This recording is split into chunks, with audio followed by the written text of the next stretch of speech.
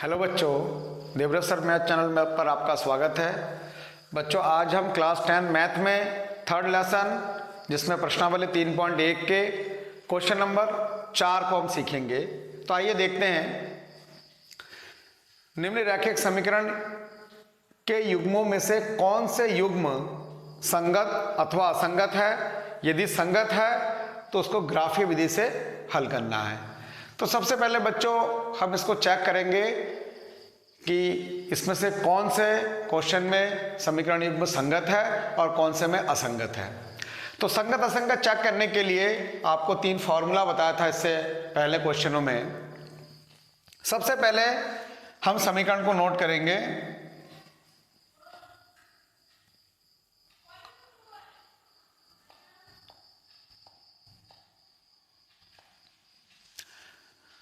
समीकरण दे रखा है x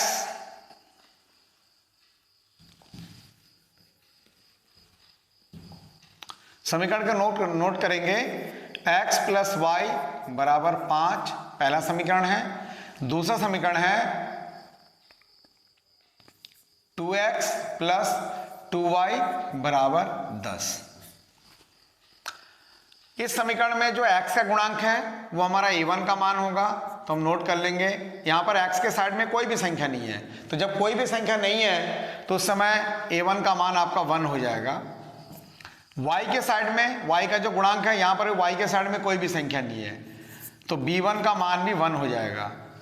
और जो अचर पद है c1 का मान 5 है। इस तरीके से दूसरे समीकरण में भी x का गुणांक, y का गुणांक और अचर पद, इसको हम नोट कर लेंगे। दूसरे समीकरण में जो x का गुणांक है वो 2 है, तो a2 का मान 2। इसी तरह y का गुणांक 2 है, अर्थात b2 बराबर 2 और c2 का मान 10।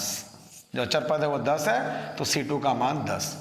अब हम निकालेंगे a1 अपॉन a2, तो 1/2 आ रहा है, कटेगा नहीं, इतना ही हो जाएगा। इसी तरह हम निकालेंगे b1 अपॉन b2, तो 1/2 आ रहा है। अब हमें निकालना है c1 अपॉन c2, 5/10, काट देंगे 5 से, 5 कम 5, 5 दूनी 10, तो आपका 1/2 आ गया। अब आप देख रहे हैं कि a1/a2, b1/b2 और c1/c2 तीनों के ही मान आपके बराबर है, 1/2, 1/2, 1/2 आ रहा है। अर्थात हम लास्ट में यहां पे लिखेंगे, चूंकि a1/a2 बराबर b1/b2 बराबर c1/c2, तो जब ये तीनों बराबर होते हैं तो समीकरण संगत होते हैं। अतः समीकरण युग्म संगत है। तो सबसे पहले हमें संगत असंगत चेक करना है। फिर बाद में एक चीज बोला है, यदि संगत है तो उसे ग्राफीय विधि से हल भी करना है। तो सबसे पहले बच्चों ग्राफीय विधि से हल करने के लिए हम क्या करते हैं। ग्राफीय विधि से हल करने के लिए बच्चों समीकरण 1 से एक ग्राफ बनाना है, समीकरण 2 से भी एक ग्राफ बनाना है। उन दोनों ग्राफ से हम इसका हल निकालेंगे। तो ग्राफीय विधि से हल मैंने इससे पहले भी आपको बता रखा है, तो देखते हैं कैसे करना है। सबसे पहले इसको नोट कर लीजिए, फिर हम इसको ग्राफीय विधि से सॉल्व करेंगे।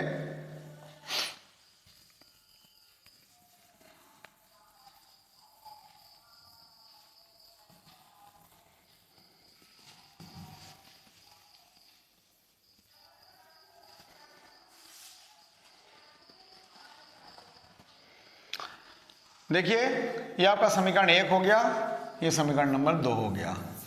अब सबसे पहले समीकरण 1 से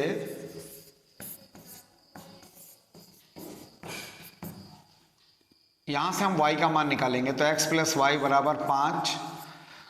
y का मान निकालने के लिए x वाले पद को मैं उधर भेजूंगा, तो y बराबर हो जाएगा 5 माइनस x। अब मैं एक चार्ट बनाऊंगा, यहां पर x, यहां पर y, 2 3 मान 4 मान जितना मर्जी आप रखना चाहे रख सकते हैं।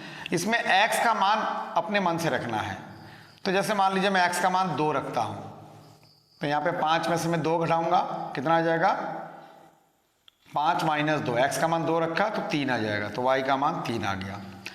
इसी तरह x का मान मैं 0 रखता हूं, तो 5 में से 0 घटाऊंगा तो 5 आ जाएगा y का मान। फिर मैं x का मान 4 रखता हूं, तो 5 में से 4 घटाऊंगा 1 आ जाएगा। x का मान मैं 5 रखता हूं, 5 में से 5 घटाऊंगा 0 आ जाएगा। अब आपको बिंदु बना लेने हैं। बिंदु क्या क्या हो जाएंगे? पहला बिंदु हो जाएगा 2,3, दूसरा बिंदु हो जाएगा 0,5, तीसरा बिंदु हो जाएगा 4,1, चौथा बिंदु हो जाएगा 5,0। इसी तरह समीकरण 2 से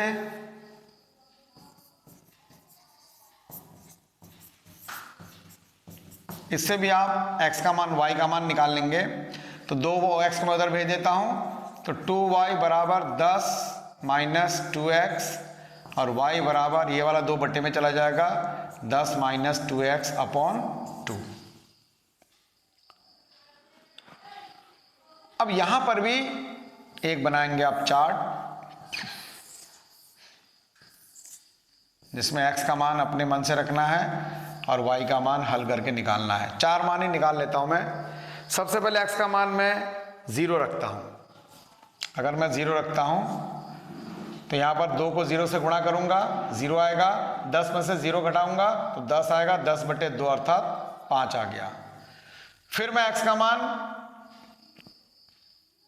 1 रखता हूं या 2 रखता हूं, जैसे यहां पर 2 रखा है तो 2 रखता हूं, तो 2 रखेंगे हम, तो 2 दूनी 4, 10 में से 4 जाएगा, बचा 6, 6 बटे 2 अर्थात 3। फिर मैं x का मान 4 रखता हूं, 4 दूनी 8, 4 को मैं 2 से गुणा करूंगा, 4 दूनी 8, 10 में से 8 घटा 2 बचा, 2 बटे 2 1, तो x का मान 4 रखा तो y का मान 1 निकला है। x का मान 5 रखता हूं, 5 दूनी 10, 10 में से 10 गया 0, 0 बटे 2 अर्थात 0। इसके भी आप बिंदु निकालेंगे तो सेम यही बिंदु आएंगे। 0,5 यह है 0,5, 2,3 2,3, 4,1 4,1, 5,0 5,0। तो जिन समीकरणों में a1 बटे a2, b1 बटे b2, c1 बटे c2 तीनों बराबर आते हैं, उसमें जब हम ग्राफी विधि से हल करते हैं तो एक ही समीकरण के ऊपर दूसरा या एक ही रेखा के ऊपर दूसरी रेखा बनती है, यानी दोनों संपाती रेखाएं होते हैं। तो इसलिए ग्राफी विधि से जब इसको हल करेंगे हम तो इसके अपरिमित रूप से अनेक हल होते हैं। अब हम क्या करेंगे, एक x अक्ष y अक्ष बना लेंगे।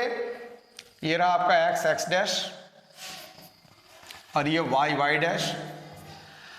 अब इसमें जो भी मान है हम इसमें छोटे छोटे बिंदु बना लेंगे, जैसे x का मान 1 2 3 4 5 है, y का मान 1 2 3 4 5 है।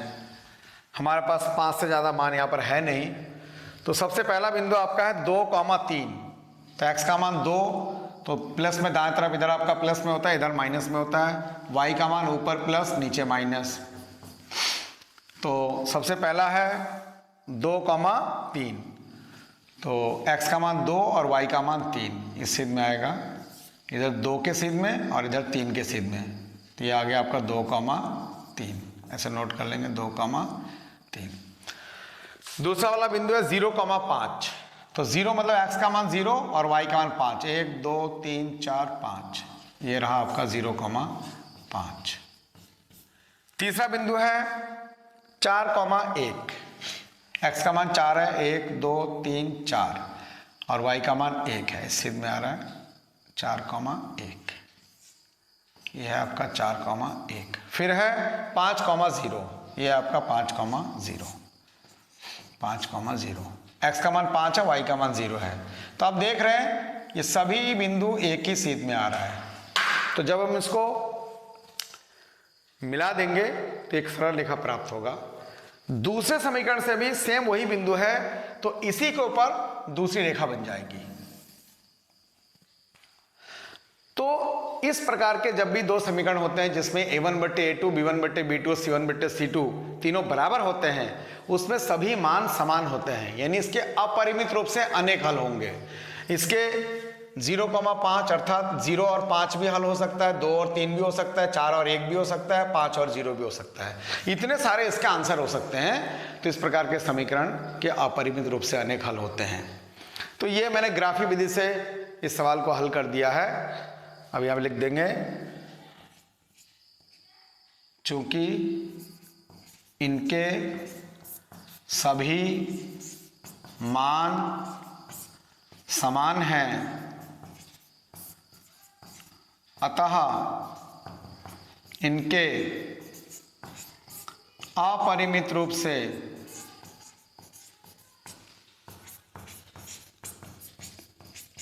अनेक हल होंगे। इस तरीके से आप इसके आंसर लिख सकते हैं। तो बच्चों, आज की क्लास यहीं पर समाप्त करते हैं। सभी बच्चे देवव्रत सर मैथ चैनल को सब्सक्राइब करें, वीडियो को लाइक करें, कमेंट करें और अपने साथी दोस्तों के साथ शेयर भी करें। जुड़े रहिए मेरे साथ। मिलते हैं नेक्स्ट वीडियो में। तब तक के लिए थैंक यू, टेक केयर।